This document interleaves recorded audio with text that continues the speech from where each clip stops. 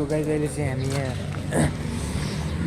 इलामबाट माथि लागिसकेको छौँ। अहिले हामी पशुपति नगरमा छौँ। अहिले चाहिँ हामी दार्जिलिङ जान आँटेको। सो अहिले बोर्डरमा छौँ हामी नेपाल इन्डियाको।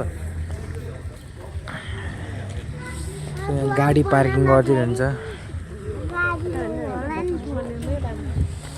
सो यस्तो जाडो चाहिँ के हुन्छ है त तपाईँहरूलाई देखाउँछु म। गाइस है अहिले चाहिँ हामी यहाँ यो दार्जिलिङ नेपाल बोर्डरमा छौँ। नेपाल बोर्डरदेखि उता चाहिँ दार्जिलिङ हो। सो यही छ, म चाहिँ अब टोइलेट जान आँटेको। हल्का पानी पर्दैछ यहाँनिर। यहाँ चाहिँ पार्किङ रहेछ। अनि हाम्रो चाहिँ फेरि फिक्स पनि भएको छैन क्या, यहाँदेखि उता जाने नजाने भनेर। सो दार्जिलिङ यतिखेर त यस्तै ढुस्सी नै होला।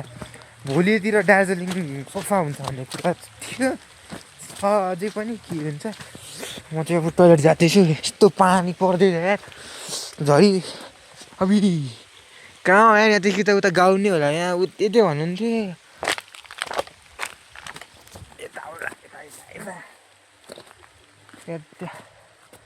बुझ्नुपर्छ। त्यारे त्यारे छ गाइस है त। सर्पी भनेर जाडोले डुबाइयो। म अझ हाफ भेस्टमा आएको छु। छु यहाँ मान्छेलाई बस्न ठाउँ छैन। यहाँ बाइकलाई यसो भएर राखिरहेको छ। सो त्यही हो, म चाहिँ टोइलेट गरेर तपाईँसँग भेट्छु है त।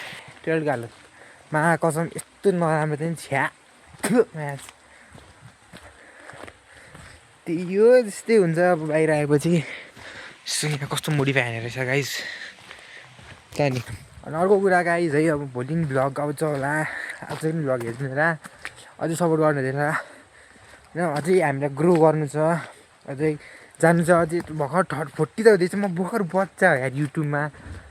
बच्चा हुन्छ नि भर्खर, बच्चा रियल लाइफमा कस्तो जन्मिन्छ त्यस्तै हो क्या युट्युबमा अहिलेलाई।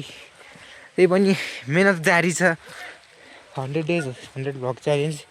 अनि म सर्ट्स पनि हाल्छु, हेर्दै आफ्नो माया गरिदिनु होला त। So let's go. के हुन्छ तपाईँहरूसँग म अहिले भेट्छु। हे गाइस, सो मैले बोर्डरको भिडियो चाहिँ डिलिट हान्नुपर्ने हुन्छ। मलाई थाहा थिएन, मेरो फोनै खोज्थेँ एकछिनको लागि। फोनै खोज्थ्यो त इन्डियन आर्मीले मासुकोहरूले के अरे भिडियो बनाउन नै अलाउडे भन्दै खोज्थ्यो माया कसम। अहिले चाहिँ हामी यहाँ अलि माथि आएको छौँ, इन्डिया छिरिसक्यौँ हामी।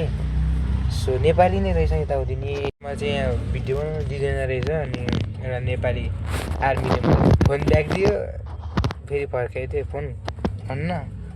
सो त्यही रहेछ है त। आज चाहिँ बसाइ दार्जिलिङमै हुन्छ होला।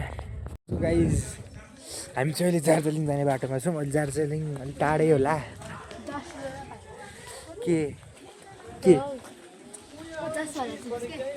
सो गाइज यहाँ अब इन्डिया आइसकेपछि चाहिँ यहाँ के गरेको त, यहाँ बुद्धे ठाउँ हो, बुद्धे ठाउँ यो बुद्धे ठाउँ हो।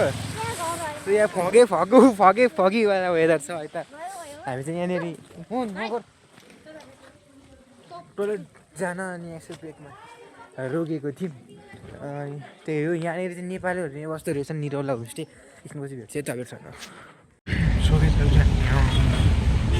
कहाँ अरे दार्जिलिङ ब्यास। दार्जिलिङ अबको ठ्याक्कै कति भन्दा आधी घन्टामा पुग्छौँ लगभग। वेट अ मिनट, 57 भयो, मतलब 5:57 भयो। बट हामी त्यस्तै पुग्छौँ होला 6 साढे 6तिर। अन्त अगाडि पुग्न सक्छौँ। सो भोलि चाहिँ मजा आउँछ। मौसम खुल्यो भने मौसमले साथ दियो भने मजा आउँछ। हेलो गाइज, हामी यहाँ होटल आइसक्यो। होटल अनि गेस गर्नुहोस् यो रुम कतिको होला, गाइज है त। यो रुम चाहिँ ठ्याक्कै लाएर 1500 भाडु, 1500 भाडुको छ। यहाँनिर लगेज राख्ने पनि फुल व्यवस्था छ। अनि यहाँदेखि चाहिँ यो रोड हो। बाहिरबाट हेर्दा चाहिँ यो एकदम बकवास देखिन्छ। भित्र हेर्दा चाहिँ अब कहाँ जन्नतै आएको जस्तो छ। हजुर सो है त्यही त होइन तपाईँ दार्जिलिङ आउनु छ भने यो ठाउँमा चाहिँ बस्नु होला यहाँनिर ब्रस पनि रहेछ मजा अर्को कुल फिचर यही लाग्यो मागो त हुन्न हो अफ हुन्छ यो चाहिँ सो मैले आउनु हालेको थिएँ त्यही गाइज अब चाहिँ दार्जिलिङ मलाई एकदम नराम्रो लाग्दै थियो सुरुमा के हुन्छ अब सो आजको लागि यति नै त होला नि त होइन अब दिनै होला यहाँ तपाईँलाई म भ्यू देखाउँछु